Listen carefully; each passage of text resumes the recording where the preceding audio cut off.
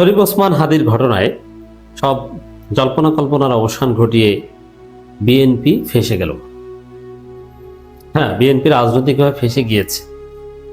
এখান থেকে উত্তরণের কোনো সুযোগ বিএনপির আর নাই। বিরাট ক্ষতি হয়ে গেল বিএনপির। অসাধারণ ঘটনা ঘটে গেছে। বিএনপি ফান্দে পড়েছে, মাইনকে চিপায় পড়েছে ওসমান হাদির ঘটনায়। প্রথম থেকেই এটা হচ্ছে পরিস্থিতি বিএনপির প্রতি হল, যে এখানে ওসমান হাদির জায়গায় অন্য কেউ গুলিবিদ্ধ হতে পারত, কিন্তু না, এমন ওসমান হাদি গুলিবিদ্ধ হয়েছে যে ওসমান হাদিকে ঘেটু পুত্র বা নানান কিছু বলে বিএনপির লোকজন গালাগালি করত। যে অন্য কেউ গুলিবিদ্ধ হতে পারতো, কিন্তু যে ওসমান হাদি গুলিবিদ্ধ হয়েছে, যে ওসমান হাদিকে নির্বাচনী প্রচারণায় মির্জা আব্বাসের লোকজন প্রতিনিয়ত হুমকি দিত, ইরিটেট করতো, ডিস্টার্ব করতো, তুমি কেন দাঁড়িয়েছো অমুক তমুক মির্জা আব্বাসের বিরুদ্ধে, এইসব হাবিজাবি কথাবার্তা বলতো। এটি তো বিএনপির জন্য কপাল খারাপ, যে এমন লোক গুলিবিদ্ধ না হয় এমন কেউ হতো যাকে বিএনপি গালি দেয়নি, যাকে বিএনপি ডিস্টার্ব করে, তাহলে বিএনপির ঘাড়ে কোনো দোষ আসতো না।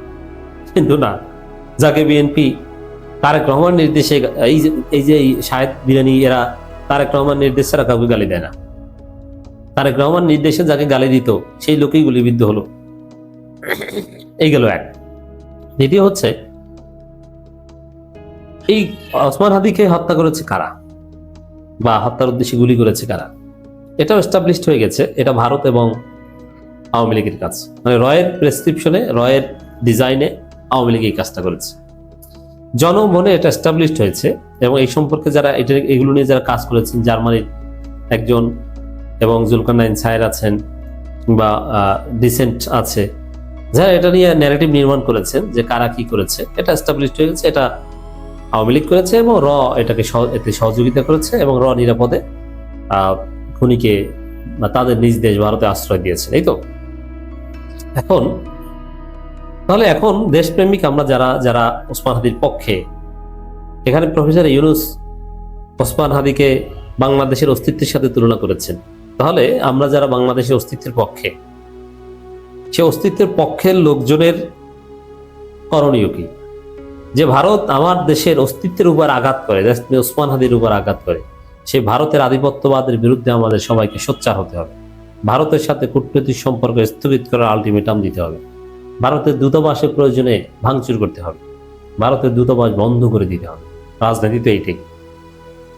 অ্যাটলিস্ট প্রথমে এটা বলতে হবে, ভারতের দূতাবাস আমরা বন্ধ করে দিব কি দিব না, তালা মারবো কি মারবো না, এটা আরো পরে, আগে তো বলতে হবে। এটি তো বাংলাদেশের অস্তিত্বের রাজনীতি, এটি তো বাংলাদেশপন্থী রাজনীতি। এই যে একটা কথা বলা হয় যে বাংলাদেশপন্থী রাজনীতি তো এইটা, কিন্তু না, বিএনপি এখানে ছিটকে পড়লো। আপনারা জানেন শহীদ মিনারের সর্বদলীয় প্রতিবাদ সভা হয়েছে, সব দল গিয়েছে, কিন্তু বিএনপি যায়নি। কেন যায়নি? ওই যে ওখানে ভারতের বিরুদ্ধে বলা হবে, অতএব সেখানে বিএনপি যাবে না। তাহলে এটি এস্টাবলিশ হলো যে বিএনপি ভারতের বিরুদ্ধে যেতে পারে না। বিএনপি ভারতের দালাল। শরীফ ওসমান হাদির উপর গুলি করেছে ভারতের প্রেসক্রিপশনে, ভারত তাদের আশ্রয় দিয়েছে, তারপরও তারা ভারতের বিরুদ্ধে কোনো কথা বলবে না। এটা অবশ্য নতুন না, সেই 2016 সালের পর থেকেই তারেক রহমান নাকে খত দিয়ে লিখিতভাবে ভারতের দালালি গ্রহণ করেছেন। তখন থেকে তারেক রহমান এবং বিএনপি ভারতের দালাল। তখন থেকেই জামাতকে চিনি না, হুজুরদের চিনি না, তাদের সাথে জোট নাই। জোট ওটার কৌশলগত, হুজুরদের তারা ডাকে না, হুজুররা ডাকলে বিএনপি যায় না, যুগপথের শরিক জামাত না, কত কিছু মনে আছে। কত ঘটনা হলো, জামাত নেতাদের হত্যা করা হয়, বিএনপি একটা স্টেটমেন্টও দিতে পারে না, কত কিছু। কেন? ওই যে ভারতের ফাঁদে পড়েছে 2016 সাল থেকে। স্মরণ করিয়ে দিই, মোদির কাছে তারেক রহমান দূত পাঠিয়েছিলেন, হুমায়ুনকে, আরো কয়েকজনকে পাঠিয়েছিলেন। সেই হুমায়ুন সাহেব, যাকে বলা হয় যে বিএনপি ক্ষমতা আসে নাকি পররাষ্ট্রমন্ত্রী হবেন, সেই হুমায়ুন সাহেব তারেক রহমানের পক্ষ থেকে বলে এসেছেন যে আম্মা বা আব্বা এতদিন যে রাজনীতি করতেন ভারত প্রশ্নে, আমি ওই রাজনীতি করব না।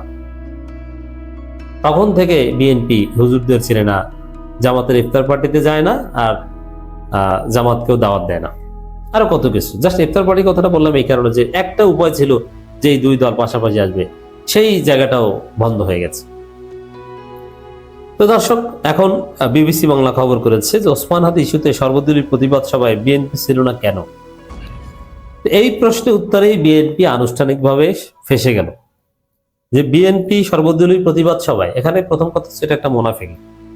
কারণ ইউনূসের দরবারে বসে কথা হয়েছিল যে সর্বদলীয় প্রতিবাদ সভায় বিএনপি তাদের রাজি হয়েছে, কিন্তু কথা ছিল বিএনপিও যাবে, কিন্তু যায়নি। এটা একটা মুনাফিক, কথা দিয়ে কথা যে না রাখে সে হচ্ছে মুনাফিক। যদিও এটার অব্লিগেশন ছিল, বিষয়টা এরকম নয়।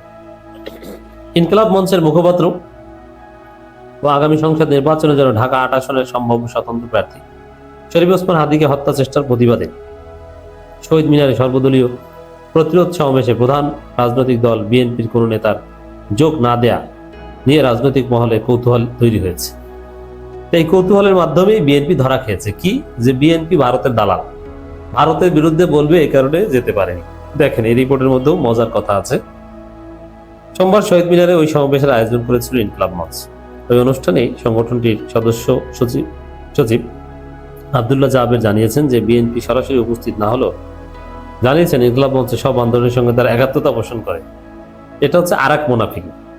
এখানে আপনার আসার কথা, সরাসরি উপস্থিত হওয়ার কথা, সবে আসতে পেরেছে, আপনি আসেন নাই কেন? আপনার কি আমাশা হয়েছে না কি হয়েছে? ফাজলামি মারান।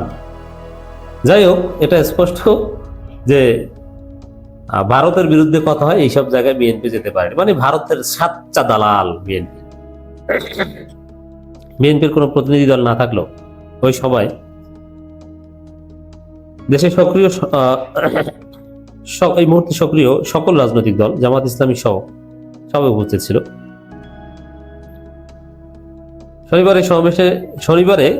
শনিবারের এই সমাবেশে সাবেক উপদেষ্টা মাহফুজ আলম একটা লাশ পড়লে আমরা কিন্তু লাশ নেব বক্তব্য দিয়ে নতুন করে আলোচনায় এসেছেন। তা এটা কেউ কোনো বিতর্কিত বক্তব্য দিলে তার দায় সে নিবে, আর একটা লাশ পড়লে লাশ নেবে, এটার ব্যাখ্যা আছে, এটা যৌক্তিক। আওয়ামী লীগ খুন করলে আওয়ামী লীগকে ধরা হবে, এটা বিপ্লবের চেতনা, এটা নেগেটিভ কিছু না।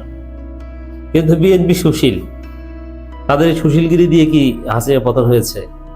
লাশের পরিবর্তে লাশ পেলে পুলিশকে মেরে ঝুলিয়ে রেখে হাসিনার পতন হয়েছে, এটা অস্বীকার করতে পারবে? নেবার। আলোচনা হচ্ছে এনসিপি নেতা হাসনাত আব্দুল্লাহর বক্তব্য নিয়ে। তিনি সেভেন সিস্টার্সকে, ভারতের পূর্বাঞ্চল, ভারত থেকে আলাদা করে হুমকি দিয়েছে। যারা আমাদের শত্রু তাদের সাথে এরকম কথা বলাই যায়। আর একটা কন্ডিশনাল বলেছেন যদি হাসিনাকে ফেরত না দেয়, হাসিনাকে ফেরত দেয়া বাধ্যবাধকতা আছে আইন অনুযায়ী, তাহলে সেভেন সিস্টার্স আলাদা করতে আমরা বিচ্ছিন্নতাবাদী আশ্রয় দিব। কন্ডিশনাল বলেছেন। এখানে হাসনাত আব্দুল্লাহর বক্তব্য নিয়ে দেখলাম অনেক পররাষ্ট্র নীতি বিশেষজ্ঞ কথা বলছেন। আর এবার এটা কন্ডিশন দিয়ে বলেছেন, এটা তো বলেন না যে এমনি এমনি আমরা এটা করবো। ভারত হাসিনাকে ফেরত দিয়ে দিলে তো কোনো সমস্যা না, তাহলে তো বন্ধু রাষ্ট্র। বিএনপির কয়েকজন নেতার সাথে যোগাযোগ করলেও তারা এসব বিষয়ে আনুষ্ঠানিকভাবে কোনো মন্তব্য করতে রাজি হননি। ফলে স্থায়ী কমিটির একজন সদস্য শুধু বলেছেন, রাজনৈতিকভাবে ব্যবহার হওয়া কিংবা উত্তেজনা বা উস্কানি যেন জড়াতে না হয় সেজন্য সশরীরে ওই সভায় তারা যাননি। বুঝতে পারছেন? ভারতের বিরুদ্ধে বলা হবে, উত্তেজনামূলক কথা বলা হবে, এই জন্য তারা যাননি। বিশ্লেষকরা বলছেন, হাদি গুলিবিদ্ধ হওয়ার পর দলটির সিনিয়র নেতা মির্জা আব্বাস যেভাবে অপ্রীতিকর পরিস্থিতিতে বলেছেন, সেটা সোমবার সভায় সশরীরে দলটির নেতাদের না যেতে ভূমিকা রেখেছে বলে তারা মনে করেন। হ্যাঁ, মানে কি ভয় পান যে ভুয়ো বলে কিনা? তাহলে চোরের মনে পুলিশ বিএনপি মনে করেছে আমরা হত্যা করেছি, এখন ইনকিলাব মঞ্চ কিনে কি বলে। তারা বলছেন যে অভিজ্ঞতা থেকে দলটির নেতারা হয়তো আজ করতে পেরেছেন যে বিভিন্ন ধরনের বিতর্কিত কিংবা উস্কানিমূলক বক্তব্য আসতে পারে, যার দায় বিএনপি নিতে চায়নি। মানে ভারত বিরোধী কোনো বক্তব্যের দায় বিএনপি নেবে না। তো বিএনপি রাজনৈতিকভাবে এখানেই ফেসে গেল যে বিএনপি ভারতের দালাল।